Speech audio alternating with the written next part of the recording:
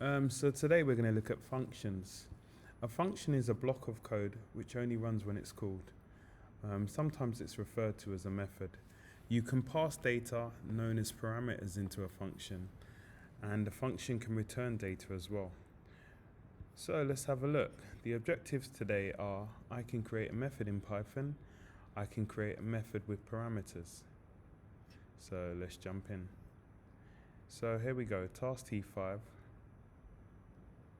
And the first question, edit method A to print your name as a string. So this is method A. We define a method with def at the beginning, and we add the colons to finish the header. And then we've got a print statement inside, and then we can call the method using this format here. So the method name and the brackets, and then the method runs.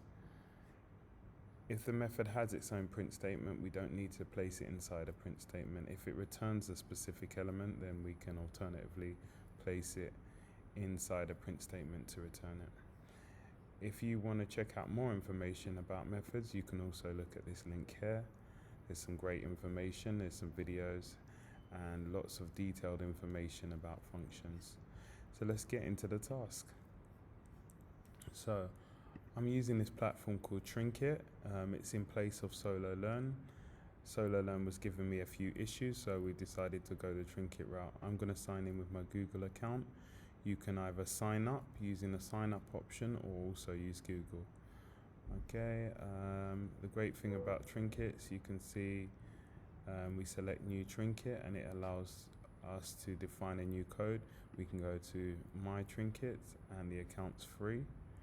And this is the only actually one I've created beyond the one we're going to create now. So I'm going to say new Trinket in Python, just select the first option, and I'm going to call that methods. Well, let's call it, should we call it functions? Okay, and we're going to jump straight in. So if we look back at the task, the first task was to define a method called A. Okay. So let's begin. You can actually begin by copying the paste and pasting the code directly from here, or we can manually type it, doesn't matter. def space method A, open bracket, close bracket. We have no arguments, so we can just continue in this format. Let me just increase the size so we can see it nice and clearly. And that should be colons, not semicolons, like so. And what we need to do when we're writing a method, we need to indent our code, and as you can see, when I press the return key, it goes straight to the indentation, so it moves us along slightly in the line to show that the next line is owned by the method. And I'm just going to add a print statement here because we needed to print our name. Okay, the name is a string, so I use double quotations or single quotations, and I just add the string that I wish to add here. And there we go. Now if I wish to call this method, I need to exit the indentation by pressing the backspace. Method A, make sure your case matches the method A, and then I just run my code. I'm going to just save it for a moment. In fact, let's just run it, why not? And there you go, Mr. Nathan. Now let's get on to question number 2. Question number 2 was to edit method B. Okay, we can have a look again.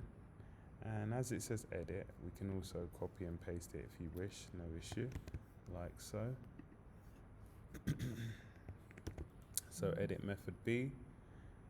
To add favorite subject as a parameter with string, this is my favorite subject. Alright, so there's not much editing to do, to be fair. I guess I just need to call the method because most of the hard work has been done. The method has been defined. The difference with this method, it receives an argument here, which is subject, and then it adds that argument or concatenates it at the end, like so. Okay, we also have the option of putting a comma there, I believe, and that would work also if I run that. In fact, let's define the method B, open bracket, and then I'm just going to add my favorite subject is CS, computer science, and I'm going to run it. Should we run it concatenated, and then we will try the other method? Okay, so this is my favorite subject, and we'll try the comma as well. Okay, and you can see this is my favorite subject, CS. So both approaches seem to work well. I'll just put the plus back because I don't think it added those additional elements. So that looks perfect. Now question number 3, write a method called add that receives two integers and prints the sum amount. So now we're getting a bit complicated. So if you remember the format, it's DEF, okay, which is the short component for function, and we're going to call the method add. It receives two arguments. Let's name the first argument num1, and then a comma to separate the next argument, num2. Then put our colons there, and then we indent our line, which is done automatically, and we want to add the two following elements, or the two elements. So print in a print statement, which will make it nice and easy, no spelling errors. Num1 plus num2, and then we can call our add method if we just exit and say add, and then we just place two values inside our addition area. So let's say 20, 40, and let's run our code, and then our result is 60. Excellent.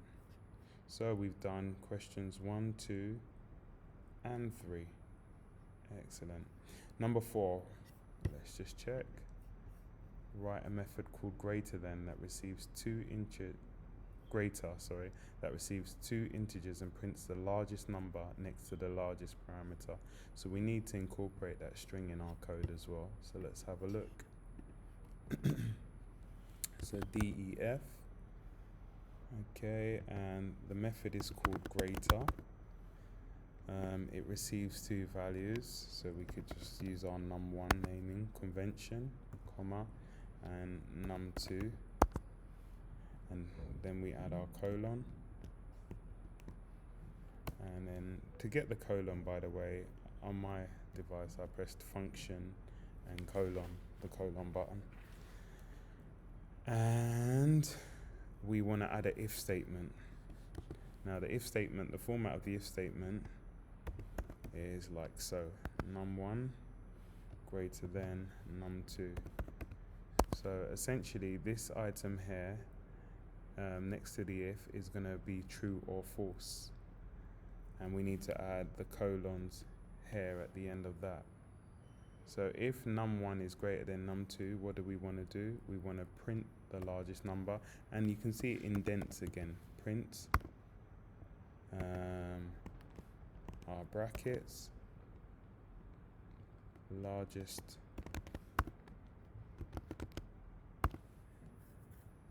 number, and num1. So what we're saying there, if num1, the first number, is greater than num2, then print the largest number and num1.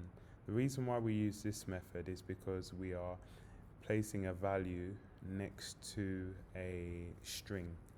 So because this is an integer, we could either convert the value by saying str and then putting that in a bracket, or we can just use, so that will now convert our value into a string essentially, or we can just put it the comma, and then that will place it as essentially as part of the string as well. Okay, the reason why we adopt this format rather than the plus is because we can't really concatenate an integer with the string. It doesn't work, although that would work in Java. Okay, and then we're going to add our else statement here.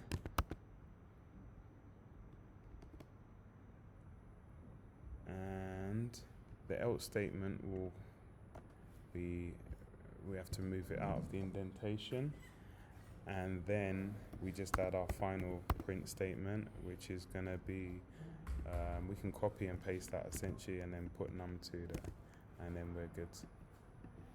So to call this method, we just need to come away from our indentation, move on to the subsequent line, and we need to call greater, and it requires 2 arguments, so we give it a number, let's say 45, 95, and we then run our code,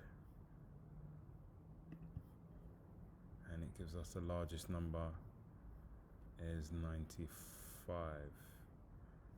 Okay, perfect. And if we wanted to change that into the string look, we could concatenate it and cast our integer into a string, so we don't get those funny brackets around our output, like so, and just insert num1 inside here like so, and then again we do our concatenation, string 2 open, not string 2 string, and then num2 like so. Make sure we've got sufficient brackets. So what we've done here, we've converted our integer into a string, and we've been able to concatenate it. So if we do that, then we will get rid of the brackets and our single speech mark brace there. Yeah. So, and again, let's just give it a space, largest number, and run that code again. The largest number is 95, and if you want to put colons there, you can do that as you wish in your string. So there were 2 methods there of joining an integer to a string. We use the concatenation method, where we've now converted our integer to a string, and we've also did the method where we just use the comma and we allow that string to the integer to be interpreted differently. So that was that question. Now if we move on to the next question, write a method called twist that receives a list and prints the list in reverse. So I'm just going to start off with def. The name of our method is twist, and it receives a list. So let's call it list1, and it converts that list. It reads it in reverse, so we're going to say list dot reverse. So we're using the reverse string method here, and then we print that out. And we print the list. Okay, or list1 in fact, so list1. So we've reversed the list and then we print it. So if we just call that method, let's jump out of that. Twist, okay, we need to define a list first, I guess. So let's just define our list as being equal to, and then just give some numbers, random numbers, comma 20, 56, comma 3, 4, 5, 6. Okay, and then let's just plug that into our method, twist. Okay, and we're gonna say you receive 1 argument, and your argument is our list here. And let's just print that and see what we get. Boom, boom, boom. Should we change the size? Yeah, let's change the size so we can see everything. Okay, and let's run our code.